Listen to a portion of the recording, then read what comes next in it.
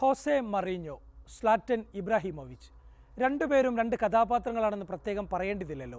ഇരുവരും ഇന്റർ മിലാനിൽ ഒരുമിച്ചുണ്ടായ ഒരു സമയമുണ്ടായിരുന്നു. അന്നത്തെ രസകരമായ പല കഥകളുമുണ്ട്. അതിലൊന്നാണിത്. ഇറ്റാലിയൻ സെരിയെ കിരീടം ഓൾറെഡി ഉറപ്പിച്ച ഇന്റർ മിലാൻ സിയേനയ്ക്കെതിരെ പന്തു തട്ടുകയാണ്. മത്സരത്തിൽ ഇന്റർ 2-0 മുന്നിലാണ്. കാംബിയാസോയും മരിയോ ബലോട്ടെല്ലിയുമാണ് ഇന്ററിനായി ഗോൾ നേടിയത്. ഗോൾ നേടാൻ സഹതാരങ്ങൾ സഹായിക്കുന്നില്ലെന്ന ഫ്രസ്ട്രേഷനിൽ ഇബ്ര മത്സരത്തിൽ നിന്നും കയറാനൊരുങ്ങി.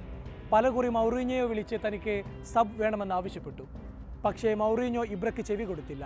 ലൂയിസ് ഫിഗോയെയും മരിയോ ബലോട്ടെല്ലിയെയുമെല്ലാം പിൻവലിച്ചു മൗറീഞ്ഞോ പകരം സബ്ബുമാരെ ഇറക്കി. ഇബ്രയ്ക്ക് ഫ്രസ്ട്രേഷനായി. അതിനിടയിൽ 76-ാം മിനിറ്റിൽ ഇബ്ര ഗോളും നേടി. ഗോൾ നേടിയാലെങ്കിലും തന്നെ തിരിച്ചു വിളിക്കുമെന്ന് കരുതി ഇബ്ര മൗറീഞ്ഞോയെ നോക്കി. പക്ഷേ മൗറീഞ്ഞോ അതും കേട്ടില്ല.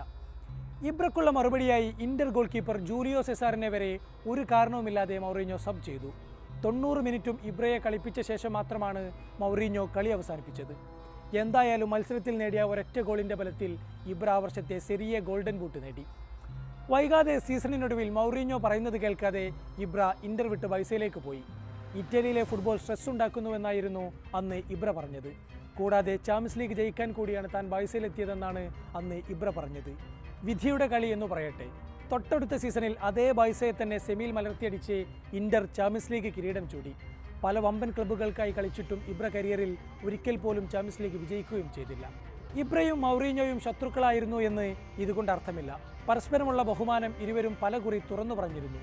വർഷങ്ങൾക്ക് ശേഷം ഇവർ മാഞ്ചസ്റ്റർ യുണൈറ്റഡിൽ ഒരുമിക്കുകയും ചെയ്തു.